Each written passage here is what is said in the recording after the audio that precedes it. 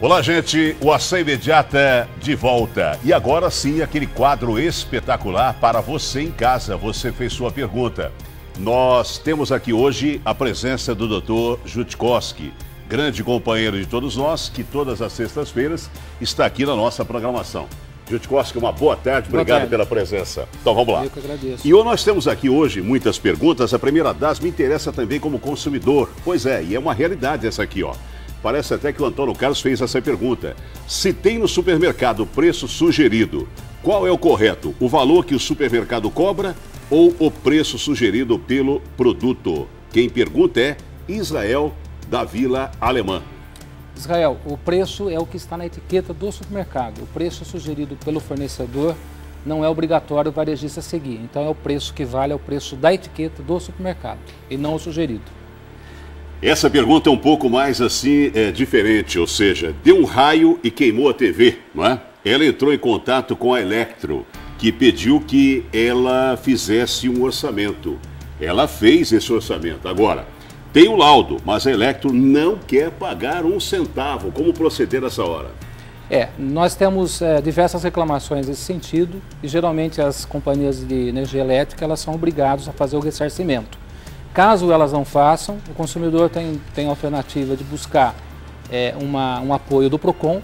E se caso o PROCON não atenda, a empresa não atenda as determinações do PROCON, ela pode recorrer ao judiciário. Pelo valor, ele pode ir até o Juizado Especial Cível, ali na Rua 7, aqui em Rio Claro, e propor uma reclamação lá no juizado. Muito bem. Temos aqui mais perguntas. O Fernando da Silva, do bairro do Estádio, ele está perguntando aqui o seguinte, ó. Funcionário que trabalhou no shopping tem que pagar, ou melhor, funcionário que trabalha no shopping, ele tem que pagar o estacionamento? Eu acho que com essa pergunta nós vamos responder ali, olha, muitas. Trabalha no shopping, loja do shopping, ele quer saber se ele paga ou não estacionamento. Precisa verificar como que é a contratação do shopping de Rio Claro. Pelas informações que eu tenho, é uma empresa terceirizada que explora o estacionamento e mantém a segurança e a manutenção e conservação do shopping. Se de fato é desta forma, então independentemente de quem use as vagas do estacionamento tem que pagar. A não ser que haja algum convênio entre a administração do shopping, o condomínio do shopping e a empresa que administra o estacionamento, que faz alguma isenção, alguma unidade para algum diretor, para algum lojista, para os funcionários. Mas a priori todos têm que pagar o estacionamento lá do shopping. Vendeu carro para a concessionária e essa revendeu para a terceira pessoa. Não foi transferida. E ainda, o novo proprietário levou multa. Ele pergunta, o que fazer para se proteger de antigas e novas multas? É o Givalter, Vila Nova. Givalter, toda a venda de veículo, o Código Brasileiro de Trânsito determina que seja comunicado a Sedetran essa venda. Então, sempre que nós vendemos o veículo, é interessante pegar uma cópia autenticada do recibo de venda e essa cópia autenticada do recibo de venda com requerimento e protocolar na Sedetran. No caso aqui, eu acho que como ele não fez esse procedimento, ele teria que fazer uma comunicação para o Sedetran, talvez até para bloquear o veículo, né? Porque não foi feita a transferência, o bloqueio pela não transferência.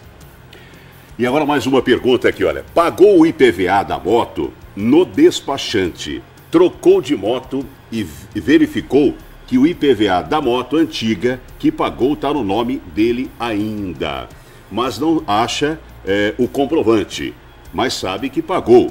Como proceder? Wilson, do Bom Sucesso. Se ele pagou o IPVA, infelizmente ele tem que apresentar o comprovante. Caso ele não apresente o comprovante, infelizmente ele vai ter que pagar de novo. E caso ele tenha pago para o despachante, né, o despachante, se tiver um recibo que ele fez essa transferência de recursos para o despachante, então ele pode ser ressarcido pelo despachante. É bom que todos os pagamentos que nós pagamos, né, essas guias têm que ser guardados. No caso do PVA, nós temos que guardar essas guias pelo prazo de pelo menos 5 anos, porque caso o fisco estadual venha a exigir, nós tenhamos o comprovante que foi pago. Se não tivermos o comprovante, infelizmente, não temos como comprovar e temos que pagar. Quem paga mal paga duas vezes. Infelizmente. Né? Se o banco tem direito de reter o pagamento para dívida de cartão de crédito, acho que essa pergunta aqui também vai atender aí um grande número de pessoas. Quem pergunta é Jaqueline, ela mora no Paineiras. O banco não pode reter, a não ser que haja uma autorização, né, expressa, quer dizer, escrita do cliente. Todos os débitos feitos na conta bancária sempre tem que ter autorização do cliente. O banco não pode reter sem autorização expressa do cliente. Perfeito. Dr. Jutkowski é nosso advogado que responde perguntas dos telespectadores, aliás, muitas perguntas, você vê que o negócio funciona realmente muito bom, né? Uhum. Conta cortada Electro, olha só, tinha 20 conta cortada Electro, tinha 24 horas para religação, mas a Electro religou após 38 horas. É correto isso, José Roberto do Mãe Preta? Não, não é correto a demora, né, para fazer a religação da energia elétrica como o restabelecimento da energia elétrica ou de água. Há um prazo, esse prazo não pode ser ultrapassado, né, às 24 horas, mesmo porque são serviços essenciais. Se houve o pagamento, né, a Companhia de Energia Elétrica tem que ir religado, né, essa energia elétrica. A Elisângela do Jardim Novo 2, ela pergunta, ela recebeu uma conta de R$ 5.191, reclamou, não resolveu. Resultado, o nome foi para o SPC. Como faz agora? Ela recebeu uma cobrança do quê? Ela recebeu uma conta da Electro, no valor de R$ 5.191. Uhum. Reclamou, não resolveu, não pagou, nome no SPC. Se a dívida é indevida, aí cabe uma ação de ressarcimento por danos morais contra a companhia. Se ela não deve, se efetivamente ela não deve essa importância, não tem que ser cobrado, então ela tem que recorrer ao judiciário. O judiciário vai determinar até que seja escolhido o nome dela no Serviço de Proteção ao Crédito, o Serasa. O Juizado Especial Civil, eu sempre falo dele, do JEC, né, que está sobre a presidência aqui, sobre a coordenação da doutora Cibele, a juíza de Direito, e o Juizado Especial Civil, ele cuida de assuntos, né, de até 40 salários mínimos. Então, e a tramitação é rápida, é uma solução de conflito assim muito rápida. No caso é R$ 5.000, então vale a pena ir lá no Juizado Especial Civil e fazer a reclamação formalmente. Ok. Agora a Clarice Bondazio, do Bela Vista, ela pergunta, fez um consórcio de uma casa no valor de R$ 50.000, tá? Iria pagar mais R$ 400 por mês, mas ela deu uma entrada de R$ 460. Agora ela não quer mais o consórcio e vão devolver só R$ 199 e não 460 que ela pagou. Como é que ela vai proceder para isso? Antônio Carlos, os grupos e consórcios, eles são fechados e tem uma administradora nesse consórcio. E essa administradora tem custos para poder administrar os grupos e consórcio. Então, obviamente, a diferença dos 199 com os R$ 400 que ela pagou é para cobrir essas despesas. Então, eu penso que essa diferença, em torno de R$ 200, seria para pagar as despesas que a administradora teve. Importante ela verificar, junto à administradora do consórcio, né, o que se refere a essas despesas dessa diferença.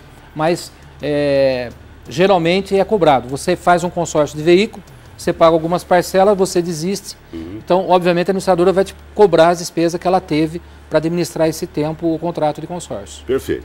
Bem, o assunto bem diverso e também a gente percebe aqui a localização dos nossos telespectadores, quer dizer, diversos pontos da cidade, sim, acompanhando o nosso programa, isso é muito bom, né? Mas o Francisco do Cervezão, ele está dizendo o seguinte, olha, ele tinha um débito com a Caixa Econômica no valor de R$ 1.170, foi e pagou. Foi protestado, foi ao cartório, levou uma carta de anuência, o cartório quer cobrar dele R$ 180 para tirar o protesto. Isso é correto, ele pergunta? Antigamente, quem pagava as despesas de protesto era quem indicava o título para protesto. Então, o credor, com uma duplicata vencida, um cheque, ele tinha que ir lá apresentar, ele que pagava as despesas. Aí, o credor tinha que buscar o ressarcimento do devedor. Agora, não. O credor vai lá, indica para protesto, né, indica o título para protesto. Se o título for protestado, aquela despesa fica pendente lá. E quem é obrigado a fazer o ressarcimento é o devedor. Então, no caso aí, ele vai ter que pagar essa despesa lá, os emolumentos do cartório de protesto. A Luísa do Jardim Locop, ela fez a portabilidade para um banco, né? E teve a isenção da taxa para 1 ano. Mas, e aí cobraram. O banco deve devolver o dinheiro cobrado. Cobraram 5 meses, valor de R$20. Voltaram a dar a isenção, né? Mas não devolveram o valor já que foi pago, cobrado, no caso. Bom, precisa verificar o que o consumidor tem por escrito do banco, se efetivamente o banco deixou expressamente informado que não haveria cobrança nesse período. Às vezes o banco, para atrair o cliente, para fazer e aceitar a portabilidade, faz muitas promessas que acabam não cumprindo. Então o consumidor precisa ter em mãos uma prova, né, um documento de que de fato ele teria isenção durante esse período. Caso ele não tenha esse documento, dificilmente ele vai conseguir o ressarcimento. Então ele precisa verificar como que foi essa tratativa com o banco, com o gerente lá da conta dele. Pois é, o telefone 2011-7000 não para. Marisa, eu fiz uma linha econômica de R$30 e veio 80. E eles não querem mudar, né? Eles disseram que se eu não pagar, vão cortar o meu telefone e mandar também o meu nome para o SCPC. O que eu faço agora? Se você está tentando fazer contato com a companhia telefônica e não está dando resultado, né, nós orientamos que você faça uma reclamação formal junto ao PROCON para tentar verificar junto com a companhia essas situações que estão ocorrendo. Infelizmente, Antônio Carlos, as companhias de serviço público, companhia de energia elétrica, companhia de telefone fixa, né, ou celular, nós não conseguimos fazer um atendimento pessoal. Só conseguimos pelos 0800 da vida aí. Então o consumidor fica numa desvantagem ruim. Nós temos na Anatel uma forma de fazer uma reclamação também na Anatel. A Anatel é uma agência reguladora, né, do serviço de telecomunicações, e dependendo do volume e das reclamações, a companhia pode ser até autuada de valor expressivo. Então, nós orientamos que além do PROCON, né, aqueles consumidores que estão sendo prejudicados, estão sendo lesados, que acessam o site da Anatel e façam formalmente a reclamação. Porque eles vão receber uma determinação da Anatel para que resolva no espaço curto de tempo, né? E nesse caso aí seria uma oportunidade do consumidor aproveitar e ter acesso a esse site da Anatel. Pois é, o programa está excelente, mas me parece que eu tenho já que encerrar o espaço nosso que passa rapidinho, né? O João Vila, da Vila Olinda, ele comprou aqui uma TV e ainda está na garantia e deu um problema, o que é natural, né, até aí. A Samsung alega que foi raio que aconteceu naquele momento e tal, uma queda de energia e o problema aconteceu, né, para a Electro agora. Que fala que não aconteceu nada nesse dia e tal, então um lado e outro, a Electro não quer pagar e tudo mais. O pessoal da Samsung cobra R$50 para emitir um laudo, só para ver o televisor. E não coloca nesse laudo que o problema é a energia. Olha que situação legal essa para responder, doutor Euclides. Se ele dá um laudo, né, e que não fala efetivamente o motivo que aconteceu, o dano no aparelho, nós orientamos que ele procure um técnico, né, um técnico autorizado, né, ou mesmo que não seja autorizado pela Samsung, um técnico de reconhecimento, né, para que peça um laudo para que seja determinado a causa que aconteceu aí, até um pleonasmo, mas o que motivou, né, a queima do equipamento. Com esse laudo em mãos, ele pode aí promover alguma ação ou fazer uma reclamação formal no PROCON. Doutor Euclides, gostou do programa mais uma vez? Excelente, você está de parabéns. Hoje está melhor? Tá mais tranquilo? Não, está sempre bom. Tá tudo bem? Cada dia está melhor. Então, maravilha. Está de parabéns. Foi muito bom, foi uma aula realmente, foi uma aula. Imagina. E a gente aprende muito, porque para nós também, essas perguntas, a gente também pode cair nesses casos, né? Com certeza. Com a gente também acontece, somos consumidores. Iguais, somos consumidores. Com certeza. Muito obrigado, eu que ótima agradeço. tarde e até a próxima. Até mais. Na sexta-feira, o doutor Euclides retoma a posição por aqui, né? Realmente um programa maravilhoso, excelente para nós aí. A gente quebrou aquele negócio, né? Só violência. Não, aqui também tem a defesa do consumidor, o professor Euclides, que com a gente ensina realmente a todos nós. Muito obrigado pelo grande número de pessoas que estão ligando, participando ainda. Não para o telefone. Que felicidade é essa, né? A gente deixa uma marca bem registrada aqui na TV Claré. Muito obrigado a vocês. Eu volto depois do intervalo. Até já.